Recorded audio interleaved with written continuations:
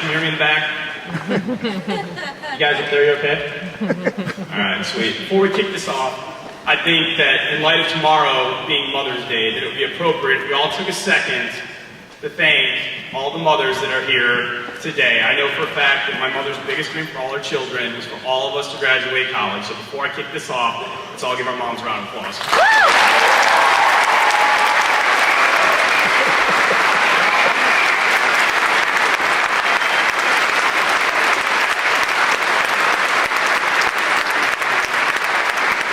I don't have lipstick on me, do I? Okay. Looking out at the faces in front of me, I see all the smiles from the students and parents here today. For us students, we've crossed the finish line, the good fight has been fought, the mountain has been scaled. Wait, hold on. Let me get all the graduation day cliches out of the way before I start this. And the race has been won. And all of you parents sitting there, and I see the grins from ear to ear, knowing that you're not going to have to cut that tuition check in August. We all came to the University of Illinois from different backgrounds and different places. Myself, as already been mentioned, I did 5 years in the United States Army as a Ranger. My gift for an education has been given to me.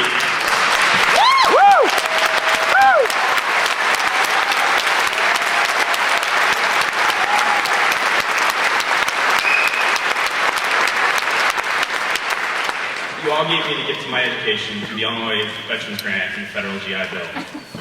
And even though I spent 5 years in the Army as a Ranger, did 2 combat tours to Afghanistan, I arrived on this campus nervous, jittery, convinced by no small measure that as a 23-year-old veteran, no one here was going to understand me, and no one was going to get me, and I was going to stick out like a sore thumb.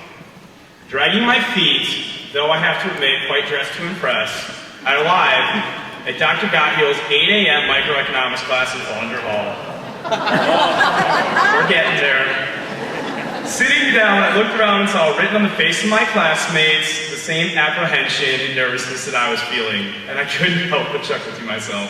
We were all new to this place. We all stuck out like sore thumbs.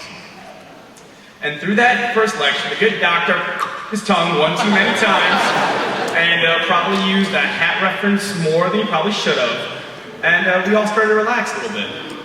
As we started going through that day, we realized that our PJs were extremely acceptable attire to go to class in. We started to make friends, make plans, and realize our potential. We learned in the classrooms of Gregory Hall.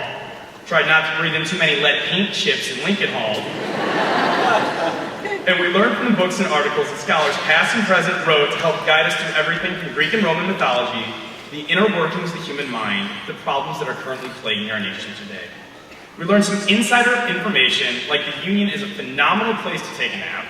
The moral plots are in fact held sacred, just like everyone before us told us. And eventually we learned that CAMS is not a great place to hang out. Except for my roommate, that's another story.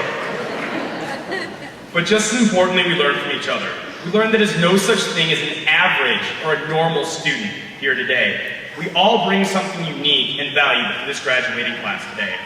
As we grew and matured, we found ways to take the places that we've come from and turn them into the places that we are going. And now, it is time to go. Some of us do so apprehensively, and some of us are going to be out the door before their hat hits the floor.